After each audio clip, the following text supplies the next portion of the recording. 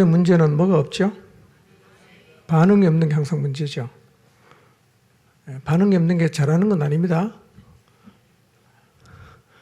제가 이해는 하지만 잘하는 건 아닙니다.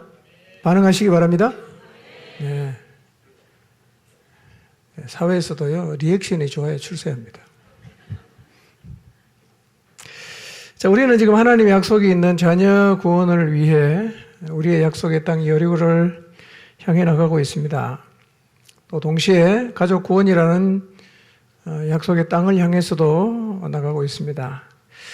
약속의 땅을 향해 가고 있는 우리 머릿속에는 출애굽 1세대의 계산과 출애굽 2세대의 믿음이 교차하고 있을 것입니다. 과연 그 아이가 하나님께 돌아올까? 과연 그 아이가 마음을 열고 복음을 받아들일까? 하라고 해서 하지만 그런 일은 아마 일어나지 않을 거야. 는 생각. 동시에 아니야. 하나님이 하라고 했으니까 하나님의 능력이 임해서 기적이 일어날 거야. 그가 주님께로 돌아올 거야. 이런 생각이 아마 여러분의 머릿속에서 왔다 갔다 하겠죠, 지금도? 어느 날은 계산이 되다가 어느 날은 더 현실을 내려놓고 믿음으로 하나님 말씀을 잡았다가 그러나 저는 여러분 모두가 믿음을 붙잡게 되시기를 바랍니다. 하나님께서 오늘 예배를 통해서 우리 모두의 마음속에 하나님의 약속이 성취된다는 믿음을 허락해 주시기를 바랍니다. 우리는 그 믿음을 가지고 우리의 여리고성이 무너진다고 날마다 선포하게 되기를 바랍니다. 그런데 믿음이 추상적인 것이 되지 않으려고 하면 뭐가 중요하냐면 여리고를 돌아야 한다는 거예요. 왜냐하면 돌아야 믿음에 직면합니다. 여리고성을 돌면 저절로 기도가 되게 돼 있어요. 위에서 누가 돌을 안 던지나 뭐 화살을 안 쏘는가 뜨거운 물은 안 붓나 돌면 기도하게 되거든요. 그런데 돌지 않으면 점점 우리의 기도가 추상적이 돼요. 여러분 혹시 돌아라고 해서 돌긴 돌아야겠는데 도대체 여리고를 돌라는 말이 무슨 말인가? 뭐 이스라엘 비행기 타고 와서 다 무너진 여리고 주변을 돌라는 얘기인가? 도대체 어떻게 하라는 얘기인가?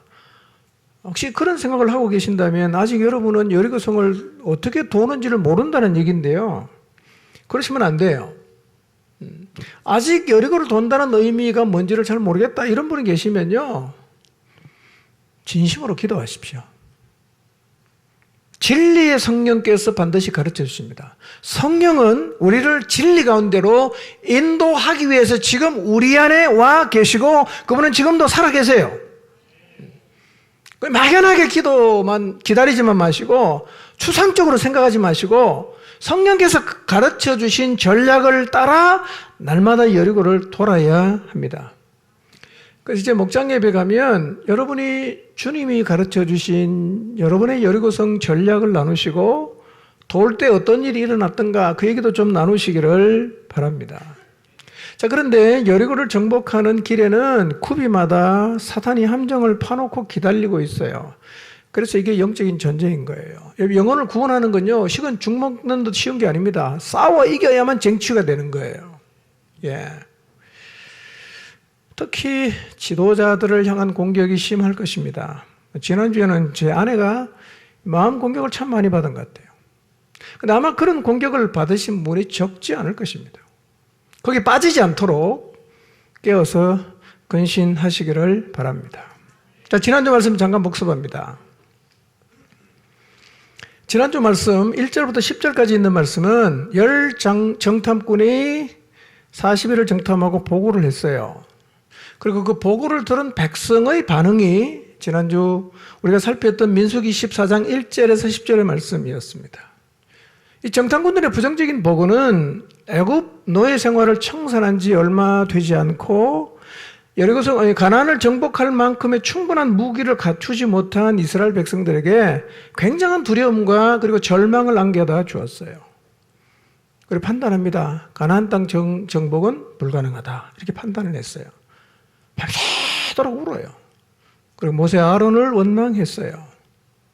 여러분 놀라운 사실은요. 정탐꾼이 돌아와서 보고한 지가 하루밖에 안 됐어요. 그런데 이 부정적인 마음이 전 백성에게 다 퍼졌습니다.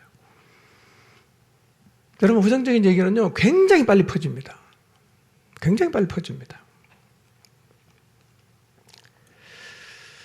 약속의 땅 가나안 입구에서 절망해서 울부짖고 있는 이 백성의 모습은 오늘날 믿음을 잃어버린 우리의 모습이기도 합니다. 믿음을 잃어버리면 영락없이 이 자리로 돌아가요. 돌아보면 그 레파토리를 따라 다 가요. 나도 가고 있을 수 있어요. 여러분, 누군가의 혀에 인생을 맡기지 말고 하나님의 말씀에 인생을 맡기시기를 바랍니다.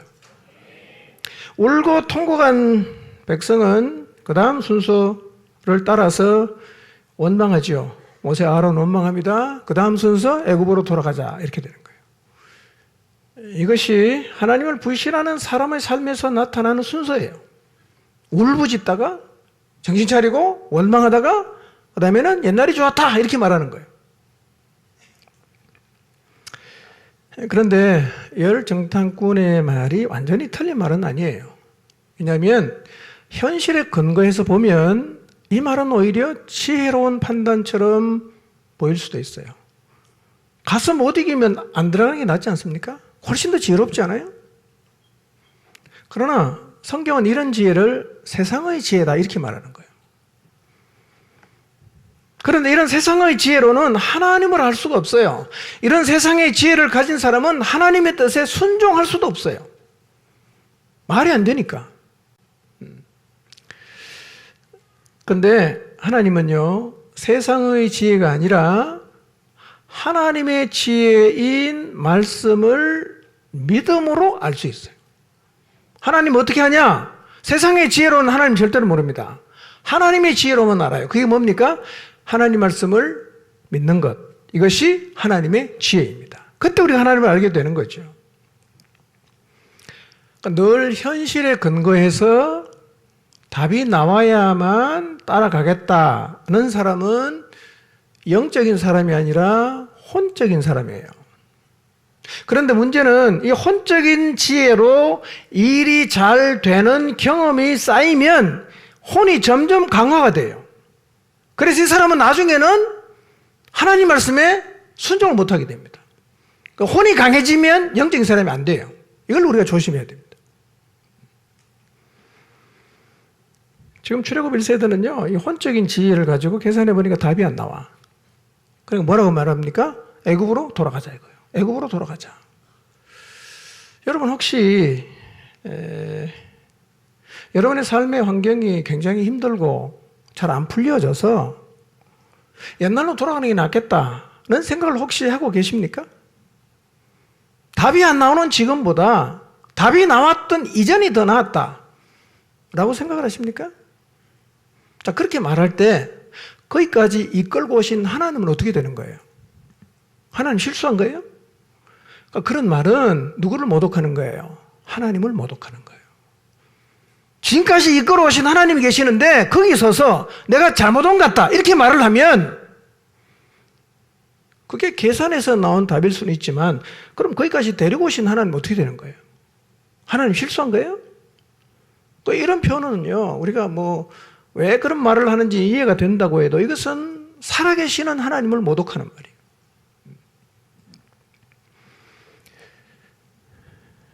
그래서 결국은 지휘관 새로 세우자. 모세 빼고 아론 빼고 새로운 지휘관을 세워서 애굽으로 돌아가자 라고 이 얘기를 합니다. 근데 이 말은 이런 의미가 있어요. 실효성이 없어 보이는 약속을 버리고 우리 길을 가자 이거예요. 우리 길을 가자. 이 말은 이제는 하나님하고 결별하고 우리가 원하는 길을 가자라고 얘기하는 것과 똑같아요. 여러분, 우리가 하나님하고 결별하겠다는 말을 해서 됩니까? 이거는 그리스도인이 할 말은 아니에요. 우리가 하나님과 결별할 수 있겠어요? 근데 믿음이 없으면 이런 말을 서슴지 않고 하게 돼요.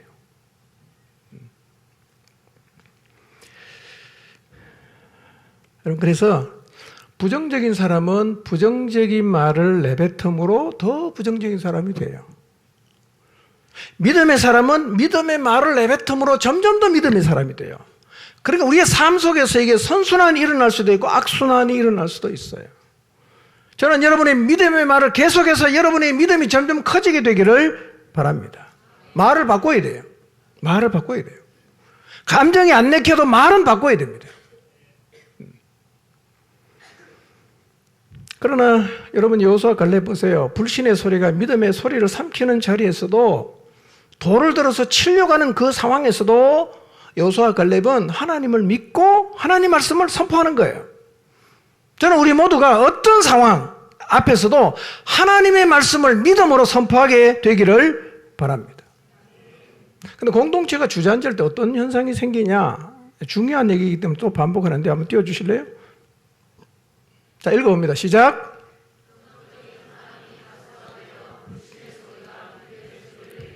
둘째,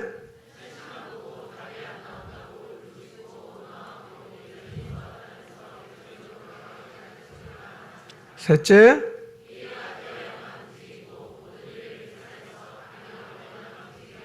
네, 이런 현상이 나타나면 공동체 위기예요. 이러면 주저앉습니다. 공동체는. 교회가 아니에요. 이거는. 내 안에 그리고 우리 안에 이런 모습이 없는지를 늘 살펴야 됩니다. 자, 오늘은 이스라엘 백성이 하나님을 불신하고 마음껏 부정적인 말을 내뱉었는데 그 결과가 어땠는가? 부정적인 말을 계속 쏟아내는 결과가 어떻게 되는가를 좀 살펴보도록 하겠습니다. 자, 설교 제목 같이 한번 읽어봅니다. 시작. 예. 조금만 더 거기 한 번 더 할까요? 시작. 예. 불신하고 부정적인 말하고 원망하고 불평을 막 쏟아내면 그만인가? 끝인가? 아니면 그 말에 어떤 결과가 따라오는가? 이걸 우리가 민수기 14장 있는 말씀을 통해서 확인해 보도록 하겠습니다. 자, 11절 12절 읽어봅니다. 시작. 여호와께서 모세에게 이르시되 이 백성이 어느 때까지 나를 멸시하겠느냐? 내가 그들 중에 많은 이적을 행하였으나 어느 때까지 나를 믿지 않겠느냐? 내가 전염병으로 그들을 쳐서 멸하고 내게 그들보다 크고 강한 나라를 이루게 하리라. 자, 1절에서 10절에 나오는 과정을 하나님이 다 보고 계셨어요. 다 보고 있다가 11절에 하나님이 모세에게 말씀하시는 거예요. 다 보고 얘기하는 거예요. 하나님 말씀이 뭡니까? 이 백성이 어느 때까지 나를 멸시하겠냐? 이렇게 말씀하시는 거예요. 언제까지 멸시하겠냐? 이 어느 때까지라는 말의 의미는 이거예요. 이스라엘 백성이 과거부터 계속해서 상습적으로 하나님을 멸시했다는 말이에요. 계속 멸시했어요.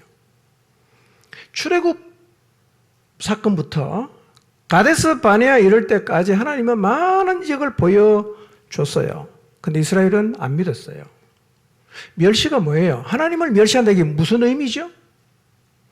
하나님을 안 믿는다는 얘기죠. 하나님 말을 무시한다는 얘기입니다. 자, 여러분, 누가 여러분이 말을 하면 들은 척도 안 하고 계속해서 말해도 관심도 안 두고 내가 한 얘기와 아무런 상관없는 어떤 결정을 내리면 여러분 어떤 느낌을 받습니까? 제가 나를 무시한다. 그런 느낌 받죠? 그러니까 하나님이 계속 말씀하셔도 들은 척도 안 하고 결국은 자기가 원하는 대로 결정하고 선택해서 가면 하나님이 뭐라고 말씀하십니까? 네가 나를 멸시했다. 이렇게 말씀하시는 거예요. 이스라엘이 그랬어요.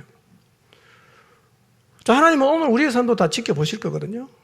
뭐 이스라엘 백성의 삶만 지켜보는 게 아니라 우리의 삶도 다 지켜보고 계실 텐데 우리를 보고 하나님이 뭐라고 말씀하실 것 같아요?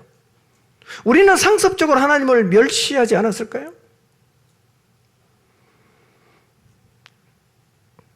뭐 풀쩍될 분이 계실지 모르겠어요. 내가 어떻게 하나님을 감히 멸시하냐고. 난 절대로 그런 적 없다고. 그랬으면 좋겠어요. 그런데 하나님을 멸시한다는 건 이런 거예요. 이런 삶의 태도를 갖고 있으면 지금 여러분이 하나님을 무시하고 있다는 걸 아실 필요가 있습니다. 하나님 말씀을 별것 아닌 걸로 생각해요. 뭐 하나님 말씀에도 별로 중요하지도 않아. 관심도 없어요. 그죠? 참고사항 정도로 생각해요. 뭐 그럴 수도 있겠다. 뭐 그때는 그럼 되겠네. 지금은 아니고. 이렇게 보이는 태도죠. 그 다음에 하나님을 불신해요. 하나님 말씀과는 거꾸로 되는 부정적인 얘기를 계속 쏟아내는데요. 이런 거예요. 성경에는 그랬지만 우리가 어떻게 그렇게 다 살 수 있냐? 이게 하나님 멸시하는 거예요. 아니 하나님이 말씀하시면 목숨 걸고 가야 그게 하나님을 신뢰하고 하나님을 인정하는 거죠. 뭐 힘들면 안 하고 무시하는 거죠. 그래 하나님의 말씀대로 가는 게 아니라 내 생각이 옳은 대로 가고 있다. 이게 하나님을 멸시하는 거예요. 혹시 여러분의 삶을 돌아보십시오. 상습적으로 하나님을 멸시하고 계시지 않습니까? 중요한 건 이거예요. 하나님을 멸시하면 멸시한 걸로 끝 이게 아니라는 거예요. 그게 끝이 아니에요. 하나님은 상습적으로 멸시한 이스라엘 백성을 향해서 이렇게 말씀하세요. 내가 이 백성을 전염병으로 쳐서 멸하겠다. 그리고 모세 너를 통해서 크고 강한 새로운 나라를 이루겠다. 이렇게 말씀을 하세요.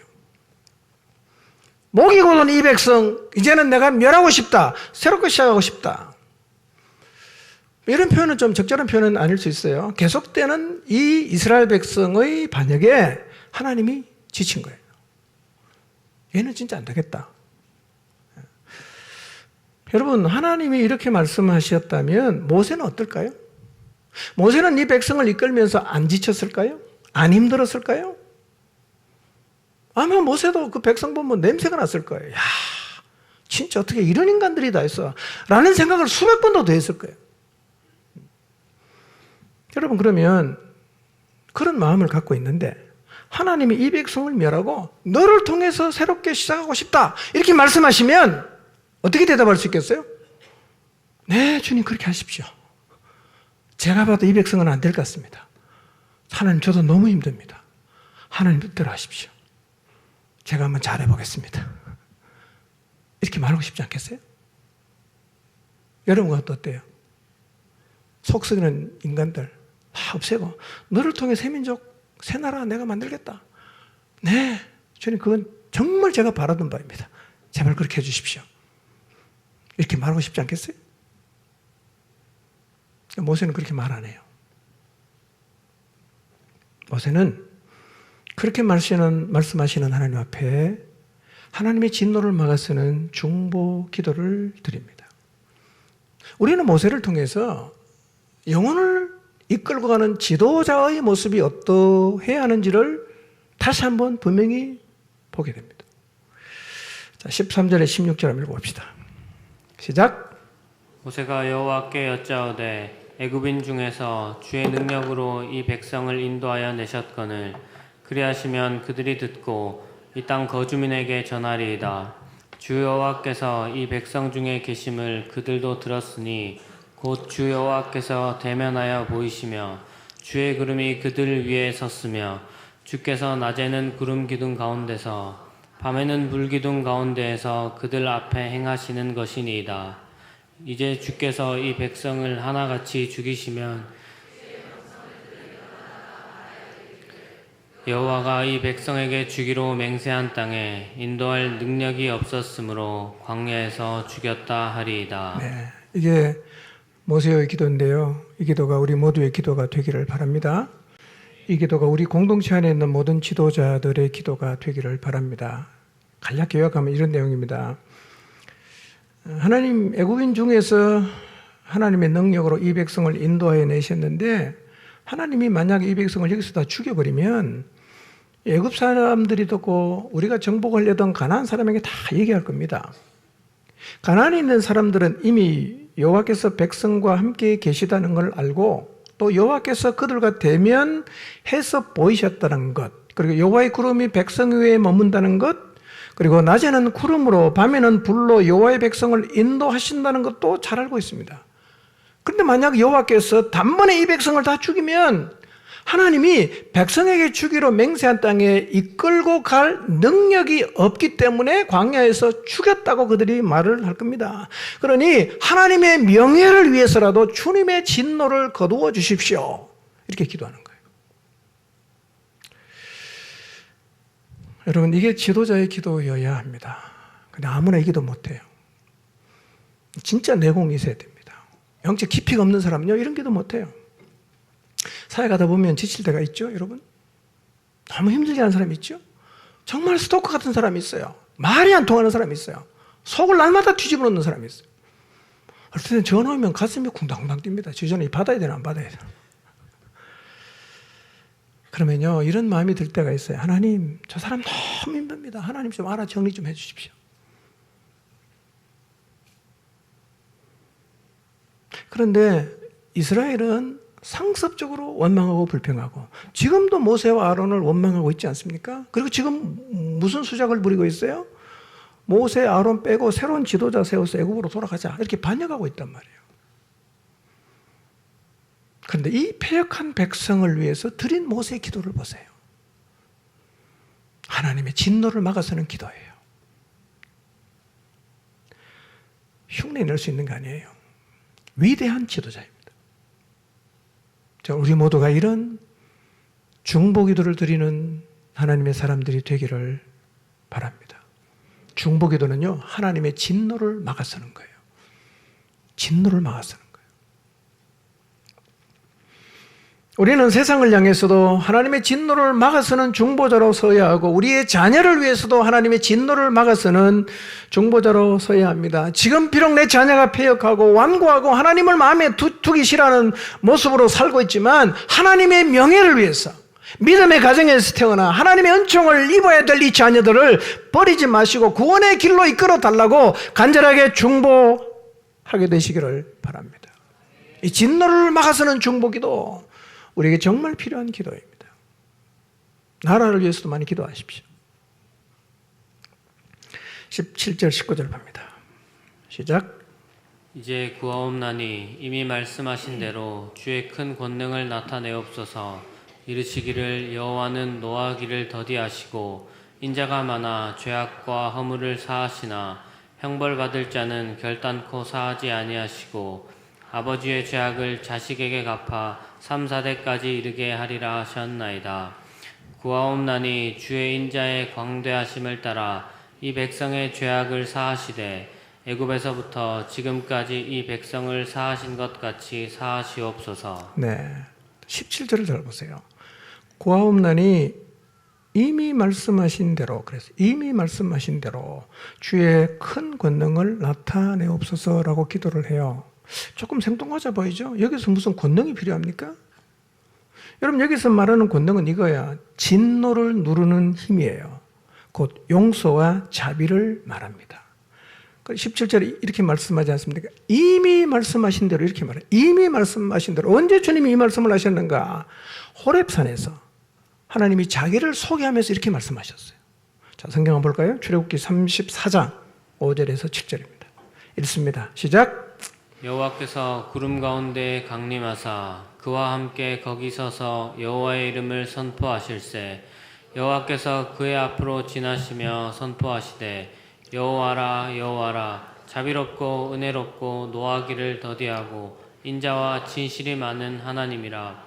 인자를 천대까지 베풀며 악과 과실과 죄를 용서하리라. 그러나 벌을 면제하지는 아니하고 아버지의 악행을 자손 3, 4대까지 보응하리라. 자, 출애굽기 32장에서 이스라엘 백성이 모세가 늦게 내려온다고 금송아지 만들었어요. 모세가 돌판을 깨죠? 하나님 다시 말씀하시는 거예요. 돌판을 네가 만들어 와라. 내가 다시 적어주겠다. 그래서 34장에 모세가 두 번째 시내산 올라가요. 모세가 시내산 올라갔을 때 여호와께서 구름 가운데 강림하시고 모세와 하나님이 여호와께서 같이 서서 그때 여호와께서 선포를 하시는 거예요. 이렇게 선포하셨어요. 나는 여호와라 여호와라. 자비롭고 은혜롭고 노하기를 더디하고 인자와 진실이 많은 하나님이라. 나는 인자를 천대까지 베풀며 악과 과실을 용서할 것이다. 그러나 벌을 면제하지는 않고 아버지 악행을 3대나 4대 자손에게까지 보응할 것이라고 하나님이 시내산에서 모세와 함께 서서 말씀을 하셨어요. 모세가 기도가 이거예요. 그 말씀을 기억해 달라는 거예요. 그 말씀을 기억해 주십시오. 그리고 19절에서 하는 얘기는 그 하나님의 인자하심에 근거해서 이 백성을 용서해 주십시오 라고 기도를 하는 거예요. 여러분, 지금 백성들은 모세 아론 빼고 다른 지도자 세워서 애굽으로 돌아가자고 반역하고 있잖아요. 공동체가 무너져 내리고 있는 이 위급한 상황입니다. 누가 제일 힘들까요? 모세가 제일 힘들죠. 그렇다면 모세는 백성보다도 자기 문제를 들고 하나님께 나가서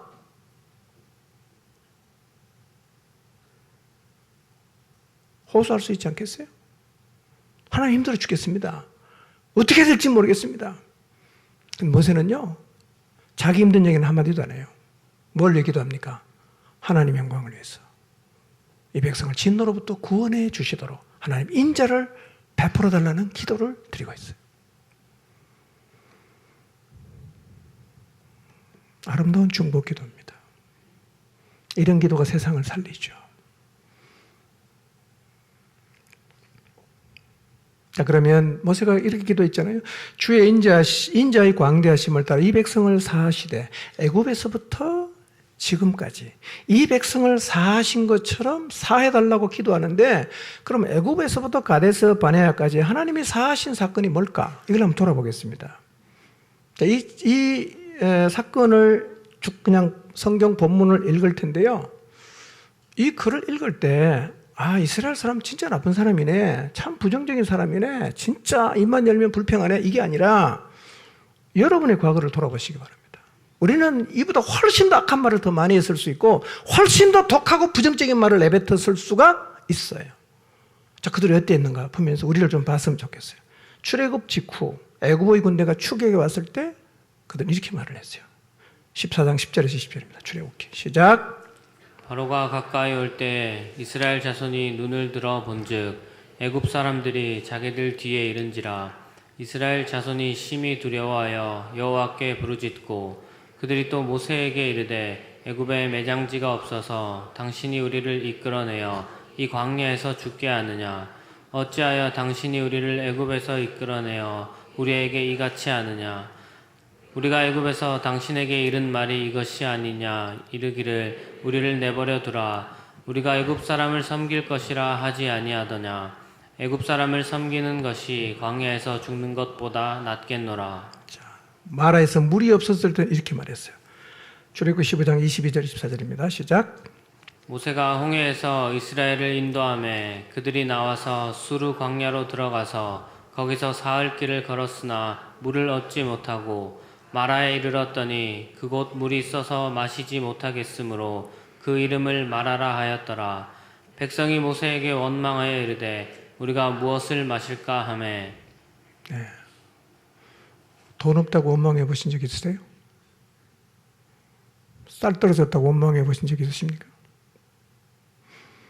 신광야에서 먹을 것이 없었을 때 이렇게 말했어요. 출애굽기 16장 1절 3절입니다. 시작.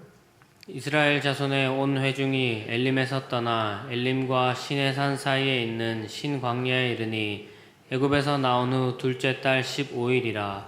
이스라엘 자손 온 회중이 그 광야에서 모세와 아론을 원망하여 이스라엘 자손이 그들에게 이르되 우리가 애굽 땅에서 고기 가마 곁에 앉아 있던 때와 떡을 배불리 먹던 때에 여호와의 손에 죽었더라면 좋았을 것을 너희가 이 광야로 우리를 인도해 내어 이 온 회중이 줄여 죽게 하는도다. 네.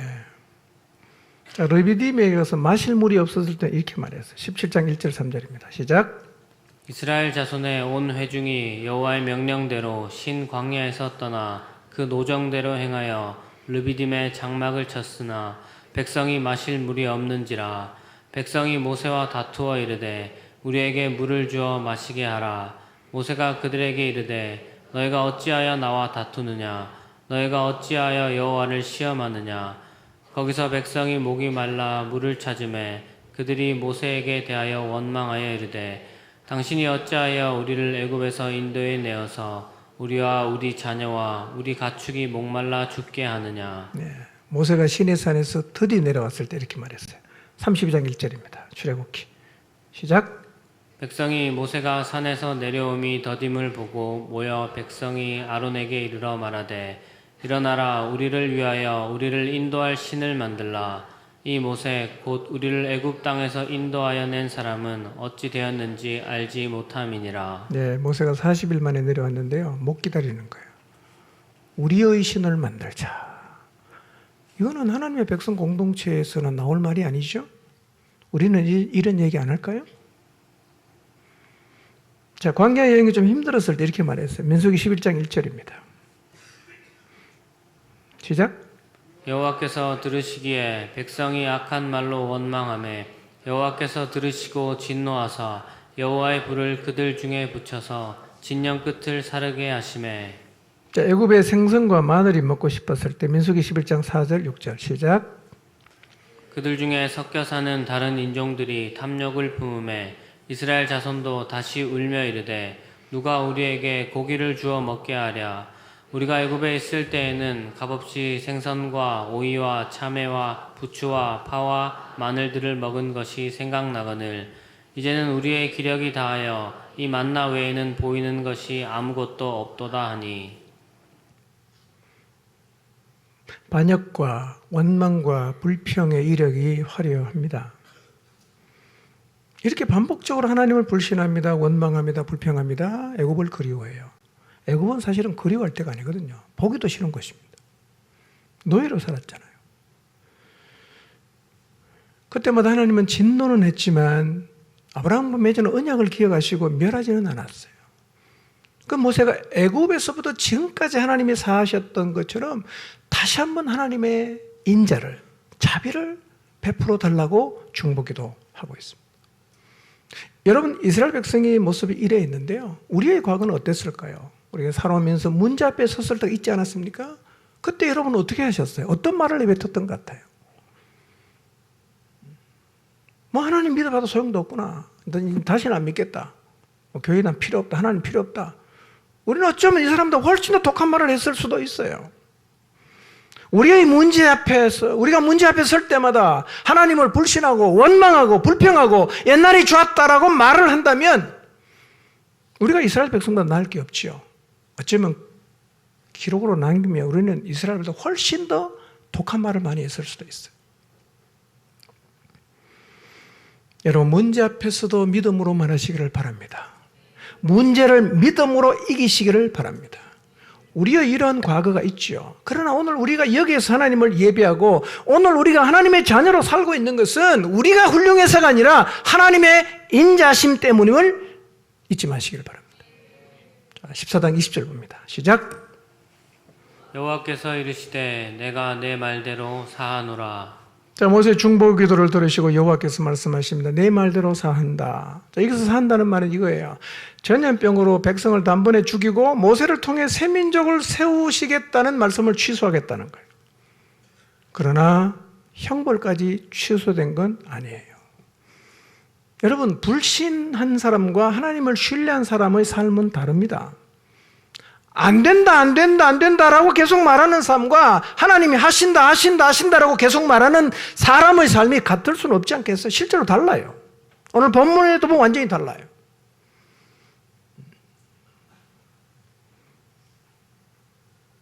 자, 21절에서 23절 봅니다. 시작. 그러나 진실로 내가 살아있는 것과 여호와의 영광이 온 세계에 충만할 것을 두고 맹세하노니 내 영광과 애굽과 광야에서 행한 내 이적을 보고서도 이같이 10번이나 나를 시험하고 내 목소리를 청정하지 아니한 그 사람들은 내가 그들의 조상에게 맹세한 땅을 결단코 보지 못할 것이요 또 나를 멸시하는 사람은 한 사람도 그것을 보지 못하리라. 자, 하나님이 맹세하십니다. 맹세는 최후의 확정이죠. 그래서 항상 맹세할 때는 최고 높은 사람 이름을 거는 거예요. 사장의 이름을 맹세한다, 뭐 대통령 이름을 맹세한다, 뭐 하나님 이름을 맹세한다, 이렇게 말하지 않습니까? 근데 하나님은 자기 자신이 최고의 권위자이기 때문에 항상 누구 이름으로 맹세합니까? 자기 이름으로 맹세합니다. 더 높은 분이 없으니까요. 근데 하나님 22절에 이렇게 말씀하세요. 내 영광과 애굽과 광야에서 행한 내 이적을 보고서도 10번이나 나를 시험하고 내 목소리를 청정하지 않았다, 이렇게 말씀해요. 여기서 10번은 꼭 1, 2, 3, 4, 5, 6, 7, 8, 9, 10 이게 아니고 완전수거든요. 그러니까 이스라엘 백성은 하나님이 베푸신 기적을 무수히 보았지만 하나님을 시험하고 하나님께 불순종했어요. 그런데 여러분, 이게 말이 됩니까? 하나님이 베푸신 기적을 봤는데 어떻게 하나님을 시험할 수 있어요? 하나님이 베푸신 능력을 경험했는데 어떻게 하나님에게 불순종할 수가 있겠어요? 잘 이해되지 않을 수 있죠? 그런데 오늘 우리도 신앙이 타성에 젖으면 이렇게 돼요. 그 신앙이 타성에 젖는다는 게 무서운 거예요. 원래 신앙이라는 게 뭐냐? 하나님의 생명과 능력이 흘러가는 거예요. 그 생명의 힘이 우리의 삶에 영향을 주고 우리의 삶을 변화시키는 게 이게 신앙생활이란 말이에요. 여러분 기억하십시오. 신앙은 종교가 아닙니다. 뭐예요? 생명입니다. 종교가 아니라니까요. 종교 행위가 신앙이 아닙니다. 생명이 흘러야 되는 거예요. 생명이 안 흐르면 보고 또 봐도 자기 마음대로 살아요. 교회 안에 있으면 우리 그럴 수 있습니다. 예수님이 이렇게 말씀하셨어요. 마태복음 13장 13절에 15절입니다. 읽습니다. 시작. 그러므로 내가 그들에게 비유로 말하는 것은 그들이 보아도 보지 못하며 들어도 듣지 못하며 깨닫지 못함이니라. 이사야의 예언이 그들에게 이루어졌으니 일러스되 너희가 듣기는 들어도 깨닫지 못할 것이요 보기는 보아도 알지 못하리라. 이 백성들의 마음이 완악하여져서 그 귀는 듣기에 둔하고 눈은 감았으니 이는 눈으로 보고 귀로 듣고 마음으로 깨달아 돌이켜 내게 고침을 받을까 두려워함이라 하였으니 그러나 너희 눈은 봄으로 너희 귀는 들음으로 복이 있도다. 자, 이사야 선지자는 이스라엘 백성을 향해서 이렇게 말해요. 이 백성의 마음이 무뎌졌다.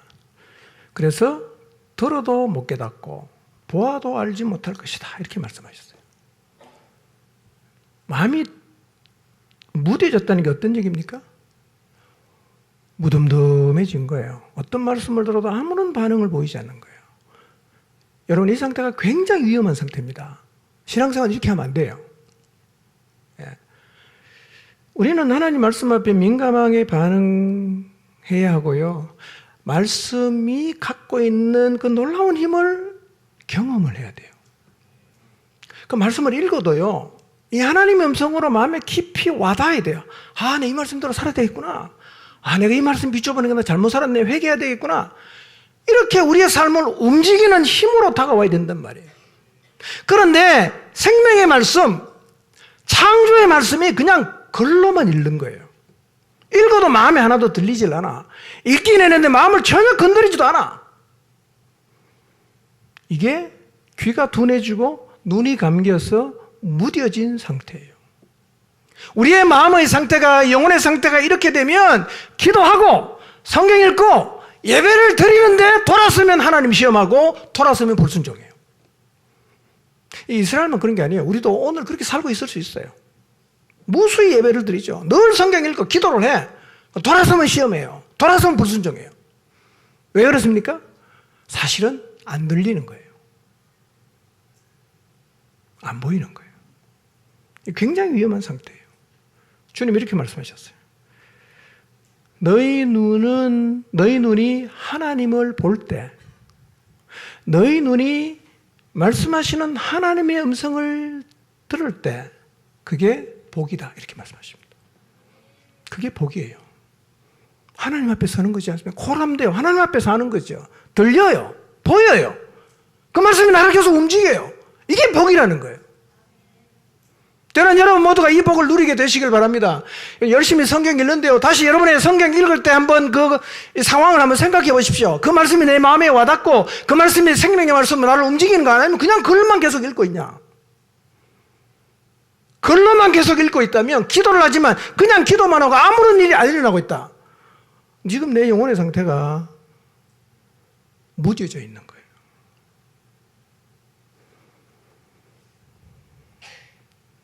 오늘 하나님을 뵐 수 있는 것, 오늘 하나님 말씀이 마음에 깊이 심기는 것, 이게 복입니다. 이 복을 여러분 모두가 경험하게 되시기를 바랍니다. 삶의 모든 영역에서 특별히 예배할 때, 기도할 때, 하나님 말씀 읽을 때 하나님의 음성을 듣고, 그래서 예배하고 기도하면서 성경 읽으면서도 계속 하나님께 불순종했던 이 이스라엘 백성의 전철을 밟지 않게 되기를 바랍니다.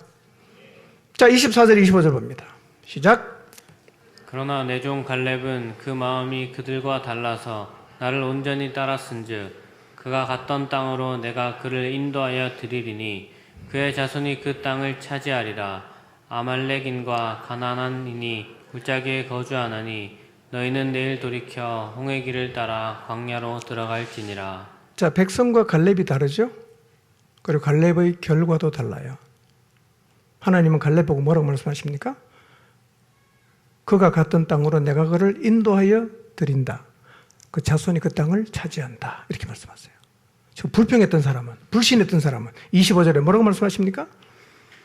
저는 굉장히 우리가 절대로 들어서는 안 되는 말씀이에요. 가장 충격적인 말씀이에요.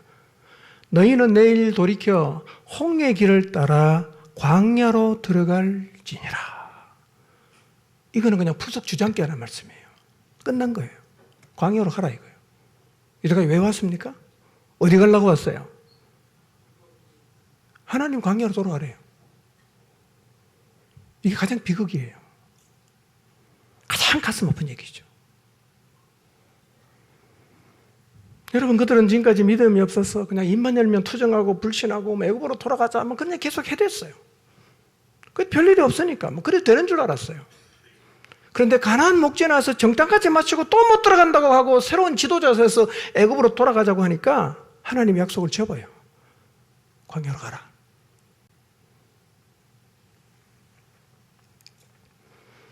너희들은 안 되겠다. 광야로 가라.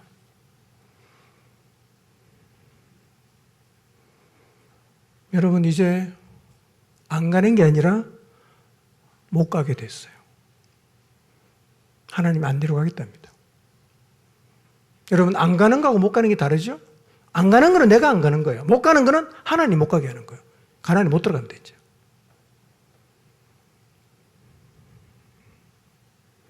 하나님은 계속 불신함으로 뭐가 사라졌어요? 목표가 사라졌습니다. 이제 어떻게 살죠? 죽기 위해 사는 거죠. 아무 생각 없이 사는 거예요. 우리 인생도 그렇게 될 수 있지 않겠어요? 성경이 기록한 이유가 뭐겠어요? 우리를 향한 경고 아니겠어요? 너 이렇게 살지 마라. 이런 인생 살지 마라.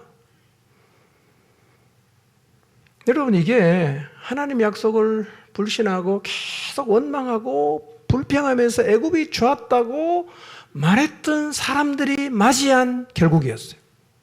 네가 원하는 대로 해라 이거예요. 저는 여러분이, 저와 우리 모두가 광야로 돌아가라는 소리를 듣지 않게 되기를 바랍니다. 이 소리는요, 완전히 절망 아닙니까? 그냥 불쑥 주저앉게 만드는 거예요. 다리 힘이 쫙 풀린 얘기 아닙니까? 그러나 하나님은 그렇게 하기로 결정하셨어요. 26절, 27절 봅니다. 시작. 여호와께서 모세와 아론에게 말씀하여 이르시되 나를 원망하는 이 악한 회중에게 내가 어느 때까지 참으랴. 이스라엘 자손이 나를 원망하는 말을 내가 들었노라. 그들에게 이르기를 여호와의 말씀에 내 삶을 두고 맹세하노라. 너희 말이 내 귀에 들린 대로 내가 너희에게 행하리니. 왜 하나님이 이스라엘 백성을 결국 광야로 가라고 말씀하십니까? 두 가지 일을 말씀하세요. 하나는 뭐냐? 이스라엘 자손이 하나님을 향해 계속 불평하고 원망하고 부정적인 말을 하는 것을 들었기 때문입니다. 여러분, 오늘 우리가 하는 말도 다 듣고 계십니다. 여러분이 문제 앞에 섰을 때 막 내뱉는 그 독하고 부정적인 말 하나님이 다 듣고 있어요. 답이 나오지 않는 상황 앞에 섰다고 해도 입을 조심해야 됩니다. 함부로 말하지 마세요. 내 말대로 된단 말이에요. 그리고 사단이 여러분의 마음을 격동할 때 드는 생각을 말로 내뱉지 마세요. 말로 내뱉지 마세요. 귀를 만드신 하나님이 안 들으시겠어요? 입을 만드신 하나님이 말씀을 안 하시겠어요? 그분은 들을 수 있는 분이에요. 그러니까 귀를 만들었죠. 말할 수 있는 분입니다. 그러니까 입을 만들지 않았겠어요? 다 듣고 계세요. 그러나 하나님은 원망과 불평하는 말만 듣는 게 아니라 우리의 기도도 듣고 계시고 우리의 믿음의 선포도 다 듣고 계십니다. 믿음으로 말하시기 바랍니다. 믿음을 말하시기를 바랍니다. 다 듣고 계세요. 두 번째, 왜 광야로 돌아가라고 하냐? 너희 말이 내 귀에 들린 대로 내가 너희에게 행하겠다. 다르게 말하면 네가 원하는 대로 해주겠다 이거죠. 네가 그렇게 원하면 그렇게 해줄게 내가. 광야로 가라. 여러분, 하나님의 귀에 믿음의 말이 들리게 하시기를 바랍니다. 하나님의 귀에 믿음의 말이 들리게 하십시오. 여러분, 안 된다고 계속 말하면 안 되게 하십니다. 못한다고 계속 말하면 못하게 하세요. 할 수 없다고 계속 말하면 할 수 없게 하십니다. 그러나 할 수 있다고 말하면 하나님 할 수 있게 하십니다. 우리 아이를 구원하신다고 계속 말하면 하나님 구원하실 거예요. 그럼 우리 아이는 불가능하다고 계속 말하면 불가능할 거예요. 다 듣고 계시니까요.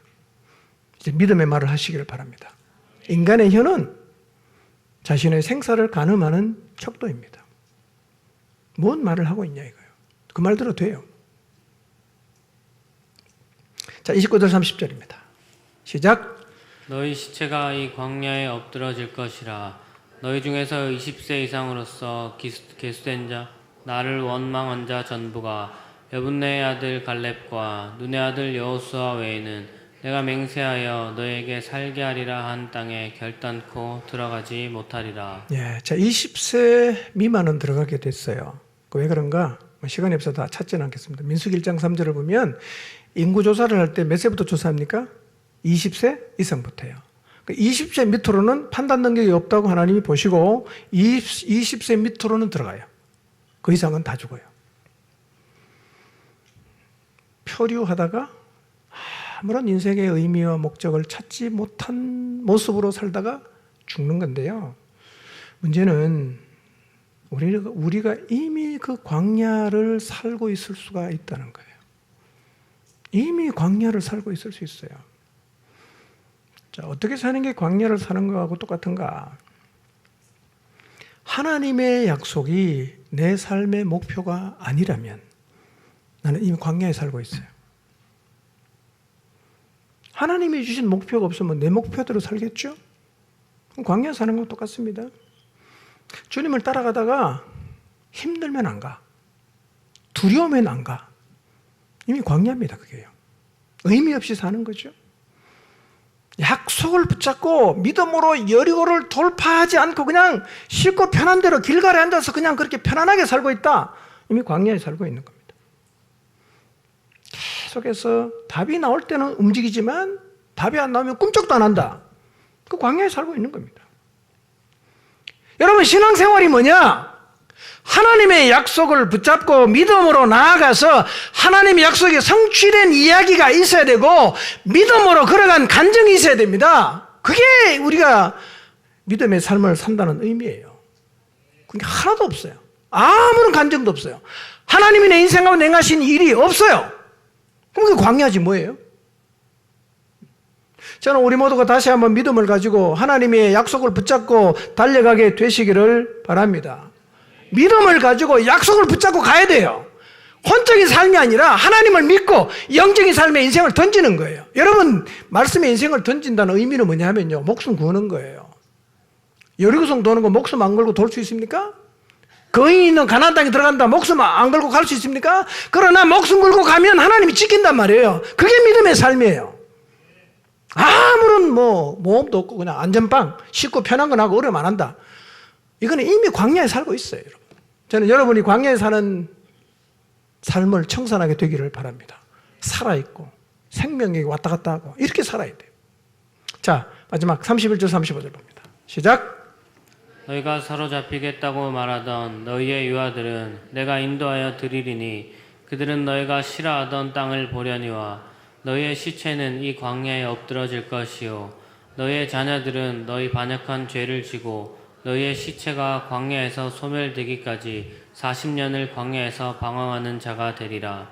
너희는 그 땅을 정탐한 날인 40일을 하루에 1년으로 쳐서 그 40년간 너희의 죄악을 담당할지니 너희는 그제서야 내가 싫어하면 어떻게 되는지를 알리라 하셨다 하라. 나 여호와가 말하였거니와 모여 나를 거역하는 이 악한 온 회중에게 내가 반드시 이같이 행하리니 그들이 이 광야에서 소멸되어 죽으리라.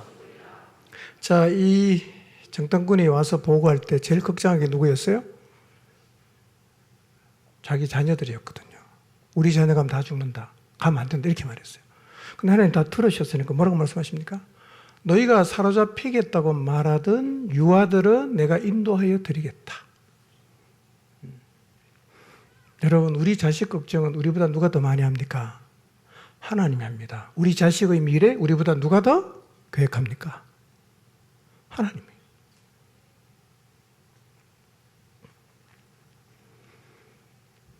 여러분의 힘으로 여러분의 자녀 잘 키울 수 있을 것 같습니까? 한번 해보십시오. 하나님 안 믿어도 한번 해보세요. 잘 키워지는가? 말씀에 인생 걸고 말씀대로 키우면 한번 비교해 보십시오. 끝이 어떻게 되는가? 여러분이 걱정했던 자식 하나님 키웁니다. 하나님 믿으시기 바랍니다. 말씀대로 키우시기 바랍니다. 하나님 약속이 완전히 무효가 된 건 아니에요. 불신하고 멸시하는 자는 못 들어가. 누가 들어갑니까? 걱정했던 유아는 내가 그 땅으로 인도해 드리겠다. 32절. 그럼 너희는 어떻게 되냐? 너희의 시체는 이 광야에서 엎드러질 것이다. 35년 동안 광야에서 목적 없이 살다가 죽을 거다. 어떤 분이 계산을 했더라고요.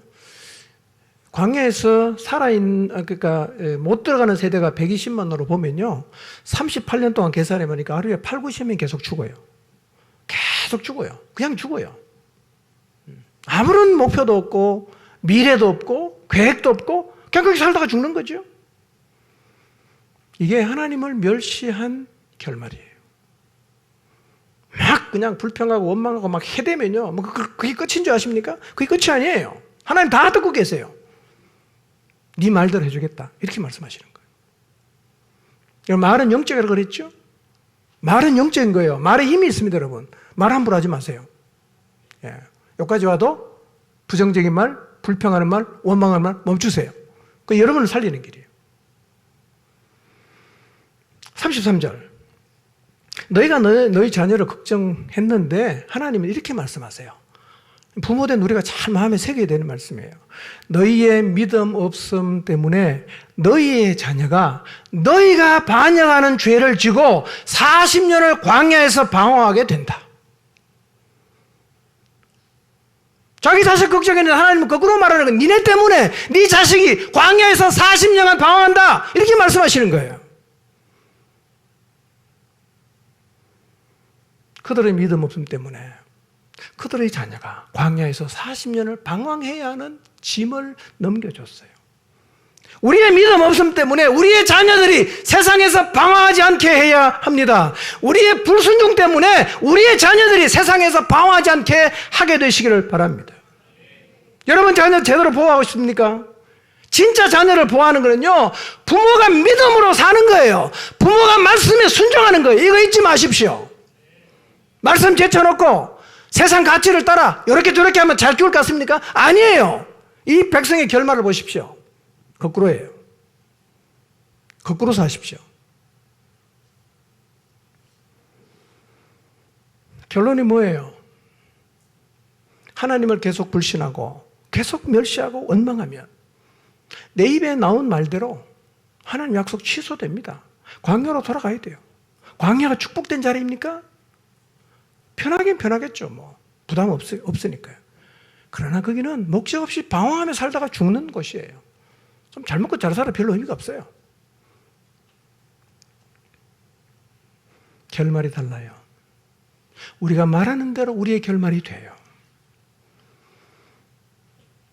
근데요, 우리 안에 갖고 있는 믿음에 따라 말은 완전히 다르게 나옵니다. 말을 잘 들어보세요. 완전히 다른 말을 합니다. 똑같은 걸 보고도 말이 완전히 달라요. 여러분 은혜 생활을 들어보십시오. 40일 똑같은 거 보고 왔잖아. 말은 어떻습니까? 완전히 달라요. 10명은 우리 메뚜기다. 2명은 그들 우리의 밥이다. 이렇게 말해요. 뭐가 다릅니까? 약속을 믿은 사람하고 현실만 본 사람의 차이죠. 내 말을 보면 내 믿음을 알 수 있어요. 나는 하나님을 믿는가? 아니면 내 눈에 보이는 현실을 믿는가? 정직하게 우리의 모습을 돌아보아야 합니다. 이제 이해가 되고 설명이 되어야만 가겠다는 이 세상의 지혜를 버리고 오직 하나님의 약속을 붙잡는 믿음으로 신앙생활을 하게 되시기를 바랍니다. 불신의 대가, 불신의 결과가 얼마나 혹독하고 무의미한 삶으로 이끌어가는지를 오늘 우리는 말씀을 통해서 확인했습니다. 알고도 같은 전철을 밟지 않도록 다시 한번 우리의 마음을 추스르고 이제 하나님이 우리에게 주신 그 믿음으로 약속을 붙잡고 그 약속을 근거로 그 약속을 믿음으로 말하면서 살아가게 되시기를 주님의 이름으로 축복합니다. 기도하겠습니다.